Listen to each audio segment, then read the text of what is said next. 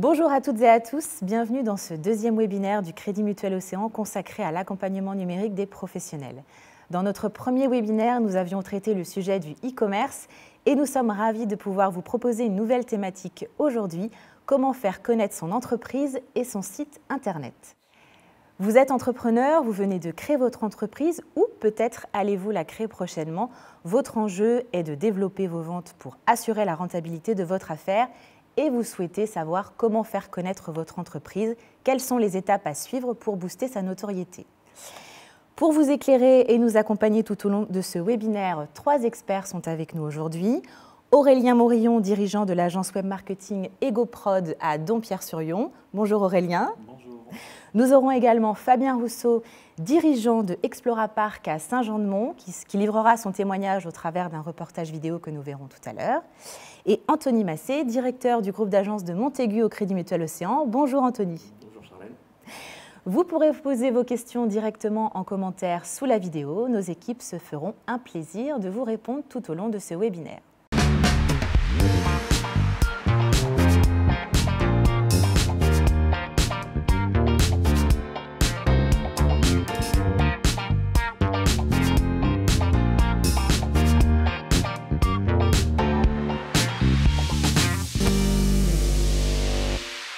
Sans plus attendre, je vous propose d'entrer dans le vif du sujet avec Aurélien Morillon, je le rappelle, dirigeant de l'agence web marketing EgoProd. Alors Aurélien, pouvez-vous nous présenter votre agence en quelques mots? En quelques mots, on accompagne les entreprises dans leur croissance en actionnant des leviers digitaux tout en maîtrisant la rentabilité, ça c'est très important. Parmi nos clients, on a des e-commerçants qui ont une couverture nationale. Et puis, on a aussi des collectivités locales, des institutionnels, des territoriaux. Et puis, on a aussi des entreprises qui ont une zone de chalandise plus limitée, des artisans, des campings, etc. On va les accompagner sur du référencement, de la gestion publicitaire, et puis de l'automatisation, et enfin, évidemment, la création des sites web. Alors, on parle de web justement. On constate qu'il est difficile de se passer du web aujourd'hui pour faire connaître son entreprise. Je dirais même que c'est presque un incontournable car c'est un passage obligé dans le parcours du consommateur. En effet. Et avec la crise sanitaire, les 2 dernières années, on l'a bien subi au final. Et le digital a aidé des entreprises à pouvoir non seulement survivre, mais saisir cette opportunité. Pour aujourd'hui exploser, littéralement. Un petit peu de contexte. Aujourd'hui, un consommateur sur 2 fait une recherche sur Google et achète dans les 24 heures. Suite à cette recherche, il va compléter sa recherche d'informations en allant sur les réseaux sociaux, sur des blogs, des forums, une page d'une entreprise sur Facebook ou LinkedIn. Il va consulter les avis. De manière synthétique, ce qui compte aujourd'hui, c'est d'occuper le territoire. Enfin, pas tous les territoires, mais ceux où sont situés les clients potentiels. Et tout commence par Google. Tout commence par Google. Donc Google permet à son entreprise d'être référencée pour augmenter mécaniquement sa visibilité. On parle de référencement payant, naturel ou encore local. Est-ce que vous pouvez nous expliquer comment ça marche? Quelles sont les différences et comment ça marche? Volontiers. La première chose à savoir, c'est que le référencement payant, c'est pas du référencement. C'est de la publicité. Quand on tape un mot-clé dans un moteur de recherche, les 4 premiers résultats, il y a une petite mention annonce. C'est pas pour rien, c'est une annonce publicitaire. Le référencement, c'est quoi? C'est l'art d'être cité comme une référence. Et la mission du moteur de recherche, c'est d'identifier les informations qui ajoutent de la valeur et qui méritent d'être citées comme des références et de les remonter le plus haut possible dans les résultats de recherche. Donc le référencement, en fait, c'est ça. C'est concevoir des bons contenus qui ajoutent de la valeur, qui vont informer l'utilisateur et Google devrait, en toute logique, les remonter le plus naturellement possible. Au milieu de ces résultats, une petite carte est insérée quand le moteur de recherche comprend qu'on cherche quelque chose qui est à proximité. Dans ce cas-là, Anthony, quand vous prenez votre téléphone, vous cherchez, par exemple, un sac à main pour faire un joli cadeau. Nous sommes sur le studio du Crédit Mutuel. Google va automatiquement construire une carte et va mettre des petites épingles sur cette carte-là autour du studio pour vous aider à localiser qui peut vous rendre ce service. Concrètement, je suis un chef d'entreprise. Qu'est-ce que va m'apporter le référencement? Première chose, de la visibilité, évidemment. Ça contribue à asseoir la notoriété. La seconde chose, grâce à cette visibilité, on va avoir du trafic sur le site web. Si on a du trafic sur ce site web, eh bien, on va pouvoir récolter des demandes de devis, ça va générer des appels entrants, on va pouvoir faire des ventes en ligne. Simplement du business en plus. Du business. Et donc, on parle de business, de chiffre d'affaires. Quels résultats peut-on espérer et dans quel délai? Ce sera très variable selon le levier qu'on actionne, selon si le site web est déjà populaire ou pas. Ça dépend aussi du secteur d'activité. Il y a des secteurs qui sont bien plus concurrentiels que d'autres. Oui. On va partir sur le référencement naturel si on a une vision plutôt moyen et long-termiste. C'est quelque chose qu'il faut commencer tôt, qui va mettre du temps avant de donner des résultats probants et satisfaisants. Il faut compter généralement 6 à 8 mois. Ça nous arrivait d'avoir des délais plus longs parce qu'on a accompagné des business dans le comparateur de mutuelles, par exemple. Là, il a fallu plus d'1 an. Ça nous est arrivé d'avoir des délais aussi beaucoup plus courts, 3-4 mois. Mais ce reste des cas marginaux. En général, la moyenne, c'est 6 mois, plus ou moins 1 ou 2 mois. Okay. Pour la gestion publicitaire, par contre, ça va beaucoup plus vite. Il nous faut seulement quelques jours à quelques semaines pour pouvoir concevoir une stratégie de communication publicitaire, concevoir les campagnes, les visuels, les accroches et déclencher la diffusion des annonces sur les réseaux et sur les moteurs de recherche. Donc ça, c'est beaucoup plus rapide et ça nous permet, en l'espace de 2 ou 3 mois, de savoir déjà qu'est-ce qui fonctionne bien, qu'est-ce qui fonctionne pas, qu'est-ce qui est rentable, qu'est-ce qui n'est pas rentable et qu'il faut couper, comment réarbitrer les budgets. On peut être rentable très rapidement sous 2 à 3 mois. Contrairement au référencement qui, lui, sera plus dans la durée, 6 à 8 mois. Par contre, au bout de 2 ans, pour 1 euro de chiffre d'affaires généré, le référencement coûte entre 5 et 10 fois moins cher que la publicité. Donc, ce sont 2 canaux très différents. Ce sont des investissements dans les 2 cas. Ils ne répondent pas aux mêmes objectifs de résultats. On comprend mieux les avantages que peuvent nous apporter ces investissements médias. Est-ce qu'il y a des actions, je dirais, gratuites qu'on peut mener en autonomie quand on est chef d'entreprise et qu'on démarre sur le web? Oui, vous cherchez les petites astuces. Hein. Exactement. Il y a une première chose, ça paraît évident, la fiche Google My Business. Toute entreprise qui a vocation à recevoir du public, que ce soit un cabinet d'architectes, une agence crédit mutuel, ou bien même un artisan qui a un showroom, se doit absolument de remplir cette fiche Google My Business. C'est très rapide à faire, c'est un formulaire mis à disposition gratuitement par Google. On le renseigne, on met ses coordonnées, les horaires de réception du public. Qu'est-ce qu'on fait, simplement? Des photos chouettes de préférence, bien cadrées, la bonne lumière, etc. C'est très rapide. Ensuite, on reçoit un petit code qu'on saisit pour valider. C'est en ligne et c'est gratuit. C'est vraiment la base, quoi. C'est la base. Merci Aurélien pour cet éclairage sur le référencement. Anthony, je me tourne vers vous maintenant. On a vu comment faire connaître son entreprise en ligne, mais il y a également une partie qui ne doit pas être négligée, c'est le réseau local. Alors, est-ce que vous pouvez nous expliquer l'importance justement de faire connaître son entreprise dans son écosystème local?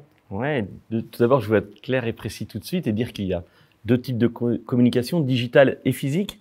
Et à mes yeux, elles ne sont pas contradictoires, elles sont complémentaires.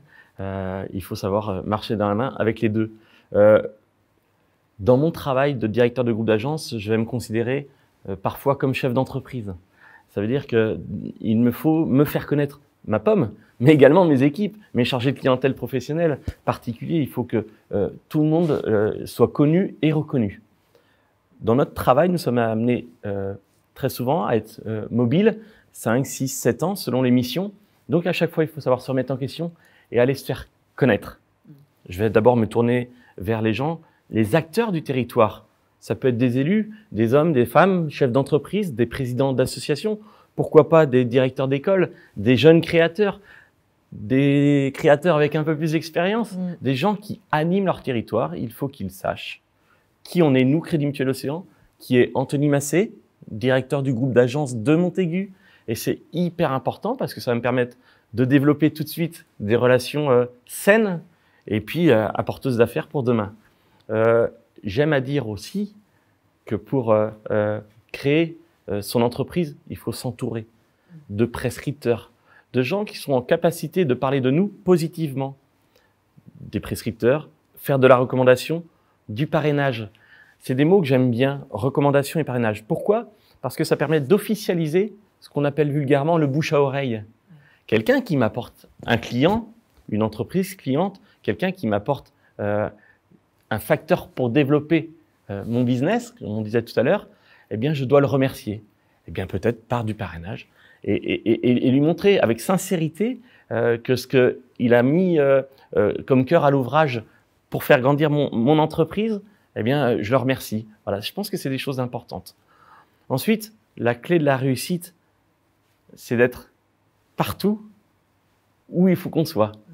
Une assemblée générale, une inauguration, une porte ouverte, les vœux des élus, par exemple.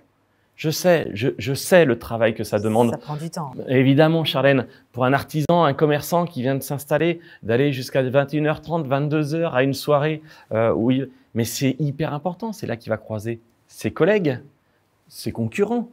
Peut-être qu'ils vont pouvoir partager sur des chantiers. Peut-être qu'ils vont pouvoir partager aussi sur leur vision. Peut-être qu'elle peut être complémentaire. Ils peuvent s'apporter les uns les autres. Ce sont des moments tellement importants pour un créateur d'entreprise. Ça, c'est ma première vision. J'ai envie de faire le lien maintenant avec ce que disait Aurélien tout à l'heure. Un créateur d'entreprise doit être aussi créateur de son réseau. Et pour ça, c'est un investissement, c'est pas une dépense. Investir dans un site web, ce n'est pas une dépense, c'est un investissement. Ça veut dire que c'est pas un one-shot, c'est du moyen, du long terme, jusqu'au référencement. On a entendu ce que disait Aurélien tout à l'heure. C'est tellement important d'y arriver. Par contre, ça demande une énergie folle. Voilà. Mais je crois que le concept de faire connaître son entreprise grâce à la communication est un contexte, à mes yeux, global, mais pas digital et pas que physique. Alors évidemment, nous, dans notre travail, on a la chance au Crédit Mutuel Océan d'avoir un service communication qui nous aide sur tout ce qui est digital, mais n'empêche que nous sommes sur notre territoire, à proximité des gens qui font le territoire, et il faut qu'on se fasse connaître. Donc, il faut qu'on aille serrer des pinces, comme on dit vulgairement, mais ça veut dire qu'on porte tous les jours, l'image du Crédit Mutuel Océan, quelle que soit la situation.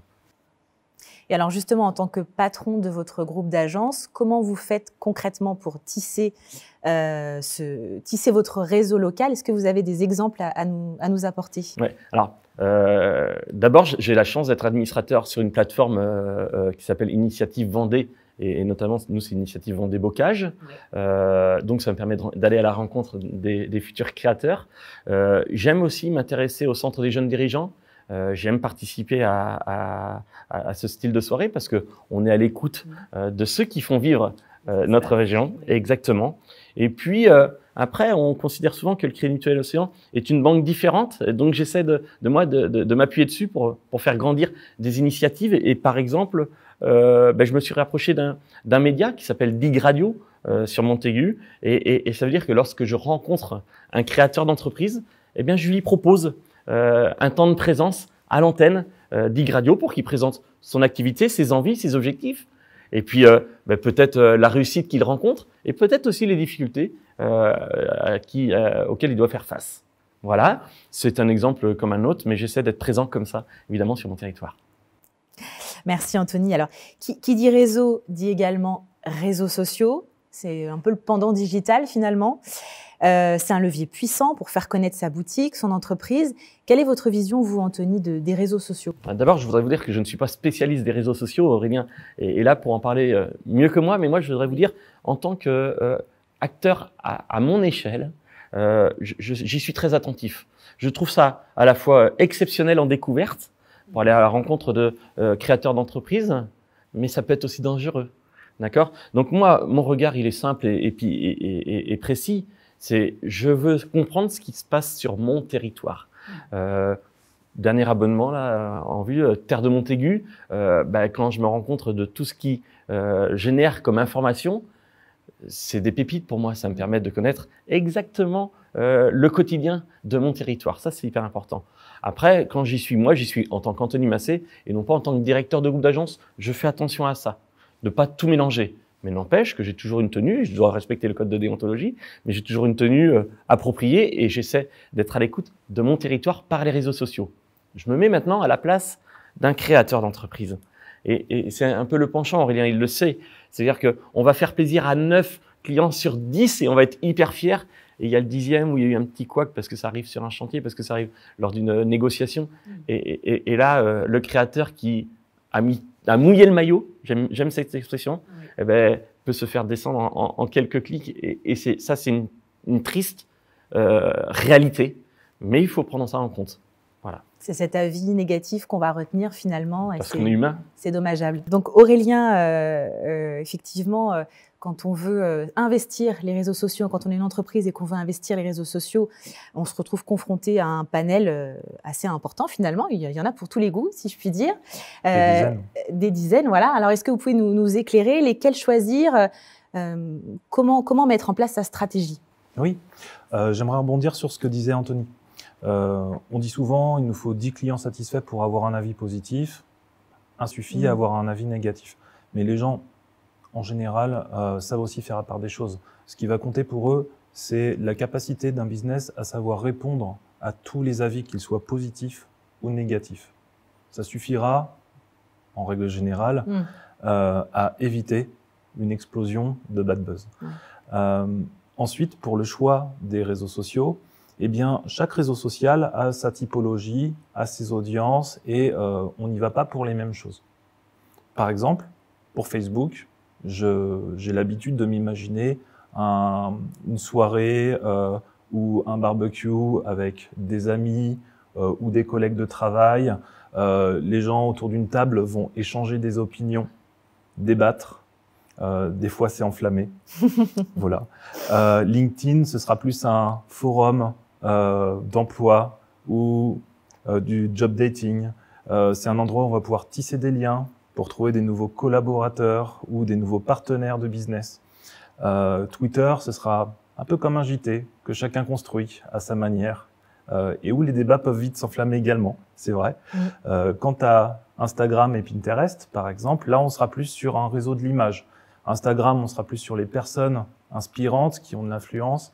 Pinterest, ce sera plus le réseau du visuel, de l'objet. On va chercher des objets un peu innovants, un peu surprenants. Voilà. Donc, selon notre stratégie, notre offre et à qui on s'adresse, on va constituer un bouquet en allant piocher dans les différents choix. Et chaque cas est unique et nécessite un travail de réflexion pour trouver les bons. Alors, Aurélien, pour être performant sur les réseaux sociaux, il faut aussi créer et animer sa communauté. Est-ce que vous pouvez nous en dire un peu plus sur cette partie? Oui. La première chose, c'est que lorsqu'on choisit de créer une page sur LinkedIn, par exemple, ou Facebook, on n'a pas le choix après. On est obligé de l'alimenter régulièrement. Le fait de tomber sur une page qui n'a pas été mise à jour depuis de nombreux mois, voire dans certains cas des années, ça peut impacter négativement bien plus fort l'image de l'entreprise que de ne pas y être du tout. Donc ça, c'est une première chose. Si on se lance, on doit ensuite alimenter régulièrement. La seconde chose, c'est qu'il faut le voir aussi comme une opportunité. Parce que dès lors qu'on a une page, on va avoir des abonnés, on va avoir des gens qui, en nous cherchant, vont tomber dessus. Eh bien, ils peuvent en profiter pour nous poser des questions. Et ça permet de déclencher des discussions en avant-vente, et des opportunités de business, et puis également de pouvoir anticiper et traiter des signaux, par exemple, d'insatisfaction dans le cadre d'un SAV, et éviter ces fameux avis négatifs dont on parlait tout à l'heure. Éteindre le feu. C'est ça.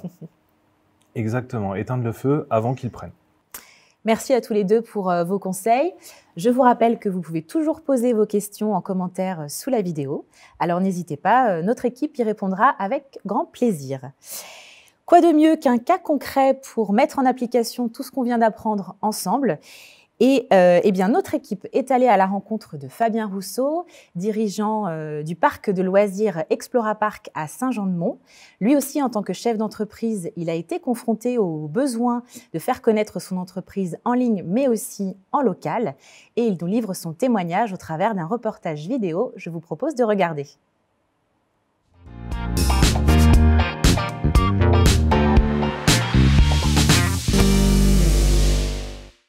Je m'appelle Fabien Rousseau, je suis le gérant d'Explora Park, qui est un site de loisirs à acrobranche multi-activités à Saint-Jean-de-Mont, en Vendée.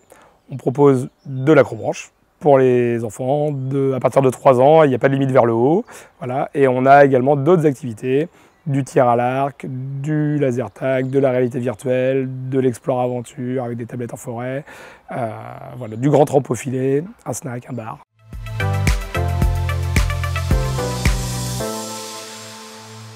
Alors, on travaille, nous, principalement en termes de référencement Internet pour Explora Park sur du référencement gratuit qui permet en fait de faire remonter le Explora Park dans les recherches qui sont effectuées sur Internet. Ce qui veut dire, grosso modo, qu'on multiplie par exemple le nombre de supports sur lesquels on est présent. Parce qu'on sait que les petits robots Google aiment bien justement la diversité dans les supports sur lesquels on est présent. Donc on va avoir une page Facebook, une page Instagram, un site internet, des liens vers d'autres sites internet voilà, de partenaires qui eux-mêmes du coup nous référencent.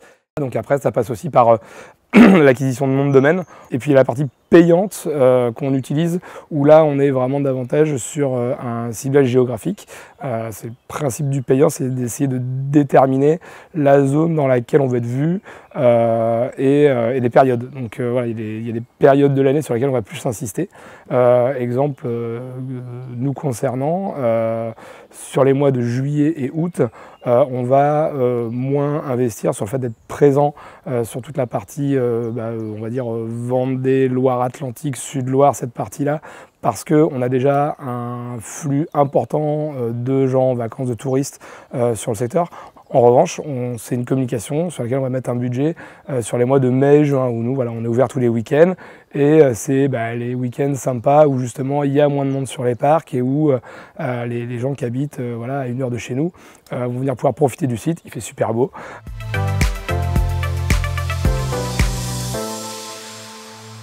Depuis 2012, voilà, on communique sur le nom Explora Park pour le site on a créé tout un réseau de partenaires, que ce soit des hébergeurs, que ce soit des médias également, que ce soit d'autres commerçants ou activités de loisirs. Et effectivement, l'idée c'est de créer une synergie qui fait qu'on a un échange gagnant-gagnant avec les gens avec qui on travaille. Et donc on est présent sur les supports de communication des différents partenaires avec qui on travaille. Ça peut être une radio locale, ça peut être un camping, ça peut être une grande surface, ça peut être voilà. Donc, et dans cette communication-là, on va avoir de la distribution de supports physiques, flyers, affiches, choses comme ça, être présent dans le livret d'accueil. Et de plus en plus, les partenaires avec qui on travaille développent des applications, notamment pour les campings, ou sur les sites internet vont proposer de pouvoir être présent.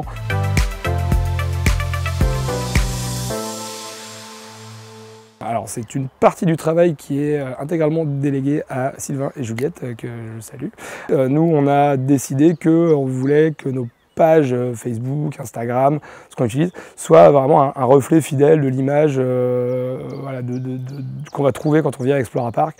Donc un environnement nature, sympa, fun, voilà, mais convivial. Donc on essaye via les photos, les articles qu'on poste, de donner envie aux gens de venir. Cette année on a des nouveautés, on a un nouveau parcours bleu, on a un nouveau parcours pour les enfants de 3-5 ans.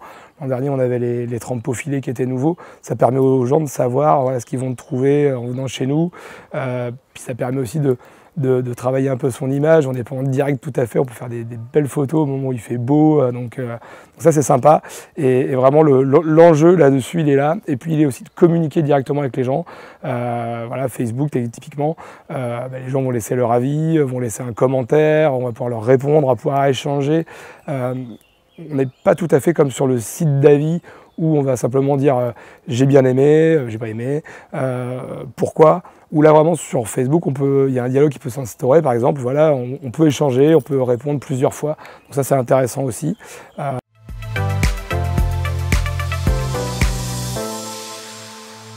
On répond systématiquement à tout le monde, ça c'est quelque chose qu'on a décidé dès le départ. On répond aussi bien à la personne qui va juste nous mettre un nombre d'étoiles, en disant merci, voilà, d'avoir pris le temps de laisser un avis, quel qu'il soit. Et après on répond plus en détail aux personnes qui ont argumenté, qui ont alimenté leur avis. Effectivement, c'est sympa aussi d'avoir un retour personnalisé, voilà, on prend en compte le fait que les gens aient eux pris le temps de faire la démarche d'aller laisser leur avis et indirectement, peut-être volontairement ou pas, faire la promotion d'Explora Park, parce que ça y contribue. Voilà, le fait de laisser son avis sur son expérience. Et puis les gens pas contents, on leur répond également en essayant de comprendre pourquoi ils n'étaient pas contents, en expliquant peut-être pour quelles raisons ça a pu être le cas. Et puis nous, ça nous permet aussi, quand on identifie une régularité sur une demande ou sur une observation ou sur une critique constructive, ça nous permet, nous, après, de définir des axes de développement. Donc c'est un outil qui est très intéressant et qu'on essaie d'utiliser le mieux possible, en tout cas. Aurélien, Anthony, nous allons conclure ce webinaire. Alors Aurélien, en synthèse, que souhaiteriez-vous que nos internautes retiennent aujourd'hui? Ce qu'il faut retenir, c'est que, créer un site web, c'est bien, mais c'est juste la partie immergée de l'iceberg. Ça représente la part de dépenses digitales la plus faible. Ce que je recommande, c'est que lorsqu'on veut se lancer avec sérieux et mettre assez de chance de son côté pour réussir, sur une première année, il faudrait que la partie création du site représente quoi, 25-30% de l'enveloppe globale et conserver le reste de cette enveloppe pour financer les régies publicitaires, par exemple, financer des premières actions en référencement. Dans tous les cas, ce qui compte, donc, c'est d'une part d'être bien accompagné par un professionnel, un expert qui est là depuis longtemps et qui a vu les évolutions passer pour être aussi en mesure de se projeter vers l'avenir et anticiper les évolutions à venir, tout simplement, comme EgoProd, par exemple. Ça va permettre aux porteurs de projets de pouvoir quantifier les choses, de savoir qu'est-ce qu'il faut faire concrètement, combien ça va coûter à la création d'une part, mais aussi tout le fil du temps. Seconde étape, je recommande de se rapprocher de son expert comptable pour monter un prévisionnel. Alors, à quoi ça sert? Tout le monde n'a pas immédiatement la disponibilité en trésorerie pour financer l'intégralité du projet sur 1 an, 2 ans, 3 ans. Donc, il a besoin d'un prévisionnel solide pour ensuite aller voir son partenaire financier, tel qu'Anthony, et obtenir des solutions de financement. Et comme il aura tout démontré avant, le chiffrage, le prévisionnel, en toute logique, Anthony va dire oui. Effectivement, quand c'est bien structuré comme ça, on reçoit évidemment nos clients et les créateurs d'entreprises à bras ouverts. Et nous sommes très attentifs. Aujourd'hui, le pendant de ce qui est en train de se passer aujourd'hui, c'est qu'on rencontre des chefs d'entreprise avec des plans de financement où la communication est parfois la dernière roue de la charrette, j'ai envie de dire. Et c'est compliqué. C'est-à-dire que s'il nous reste de la trésorerie, oui, on investit dans la com. Sinon, on laisse couler. Et faire attention à ça. Donc nous, premiers conseillers, on doit être attentifs à ce qui est un budget communication, un instant T pour la création du site, mais aussi pour le service après-vente et pour le suivi et pour l'amélioration du site, du référencement, de la régie publicitaire, etc. Donc c'est à nous aussi, en tant que conseiller financier, d'être attentifs à ce que ce chapitre-là soit bien pris en compte. On rencontre aussi des chefs d'entreprise sur des entreprises qui ont 4, 5, 10 ans et qui viennent créer leur site web. Et là aussi, on est attentif à ce que ça ne soit pas la création du site, mais que ça soit bien un investissement et pas une dépense. Un investissement sur du moyen, long terme pour faire grandir son site web en parallèle de son entreprise. Merci à toutes et à tous d'avoir suivi ce webinaire. Nous espérons que tous ces conseils vous seront utiles pour développer votre commerce. Merci également pour toutes les questions que vous nous avez posées en commentaire sous la vidéo. Merci bien entendu à nos invités pour leurs précieux conseils. Le webinaire sera disponible d'ici quelques jours en replay sur le site cmocean.fr. En attendant, nous vous invitons à visionner le premier webinaire consacré au sujet du e-commerce si vous l'avez manqué. On se retrouve très vite pour un prochain webinaire des pros. Vous pouvez vous inscrire dès à présent en scannant le QR code qui s'affiche sur votre écran. Et on vous dit à très bientôt.